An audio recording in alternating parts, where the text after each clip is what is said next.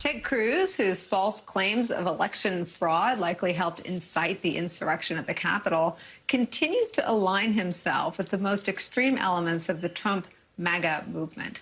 The Washington Post reporting that he's been a frequent supporter and backer for a group called True Texas Project, whose founders spew racist views such as referring to black people as felons, rapists, and looters. To quote from the reporting, a review of True Texas Project's activities in social media shows that Cruz has continued to embrace the group, even as its nativist rhetoric and divisive tactics have alienated some other conservative elected officials. Cruz's father, a frequent campaign surrogate for his son, spoke at a meeting of the group shortly after the January 6th Capitol riot, at a time when the group's leadership was defending the pro-Trump mob on social media. We're back with the Rev and Jason. And I guess, my question, Jason, is what do you do when shame no longer inhibits or deters the most senior and prominent figures of one party from their associations with white supremacists? You just have to beat them. And this is, Nicole, this is what's always really bothered me about Ted Cruz from a political standpoint. There are people like King from Iowa and Josh Hawley, who I really do believe have white nationalist sentiments. They really do believe that America is sort of a homeland for white Christian people. I don't even know that I think Ted Cruz believes in this stuff. I think Ted Cruz will do anything to make people like him. And as we saw during the Texas crisis, even his neighbors don't like him. They release his family's texts. I mean, that's the problem. The problem isn't that we have white nationalists in this country. We've always had them. The problem is that we have sort of ambitious politicians who think embracing white nationalism is a cute way to win. We cannot change those hearts. We cannot make those people feel better. You can't change their mind if you give them universal health care. You have to defeat these people at the ballot box. You have to make it financially difficult to maintain those white nationalist beliefs, and you have to hold them accountable for whenever they break the law. And that is the only way to stop them. Ted Cruz will keep doing this as long as he thinks it's going to help him politically, so he has to face consequences in the ballot box and in his pocketbook and anybody else who's associated with him.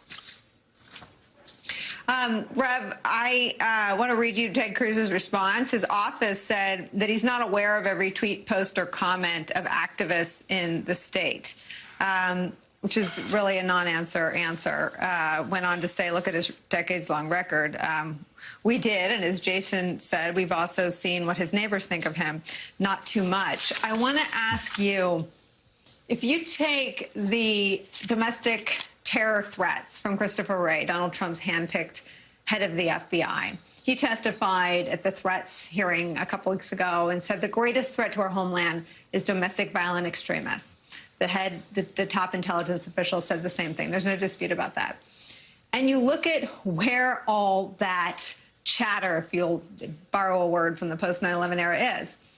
It is all among groups that have known contacts and associations with sitting elected officials in the Republican Party. What do you do about that from a security perspective? That is the extremely important question, because if you have these groups that are clearly within the confines of what we were warned about by Ray, and they can deal with public elected officials with no kind of question on these elected officials in terms of how could they do it, how could they identify with it, giving them some sense of legitimacy, even if it's based on their opportunism, then where do we draw the line?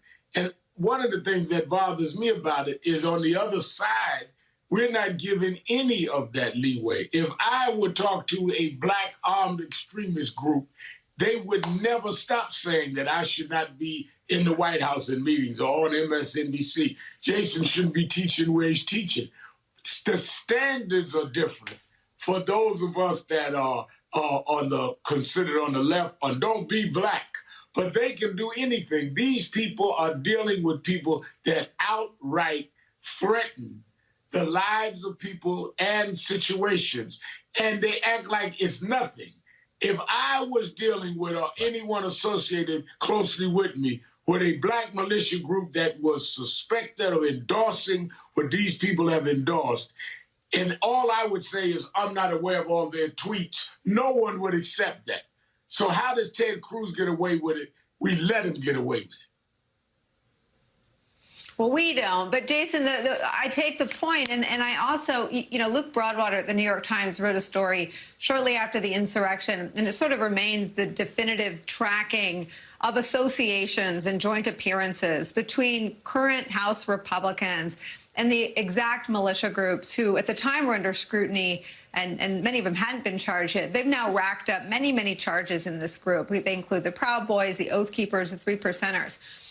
How do we sort of not get chilled or intimidated from covering those associations as potentially worthy of a little extra scrutiny while those groups are being considered and investigated and charged, their members, with an attack on the Capitol?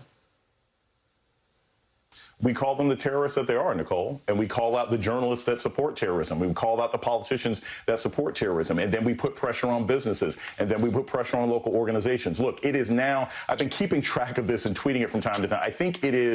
I think we're like 108 or 109 days from the insurrection. We still don't have any information as to why the panic buttons and Ayanna Pressley's office were destroyed. We still don't have any more information on the members of Congress who gave tours to people who showed up as part of the insurrection yesterday. That's where this moves beyond journalism into being a responsibility of the government.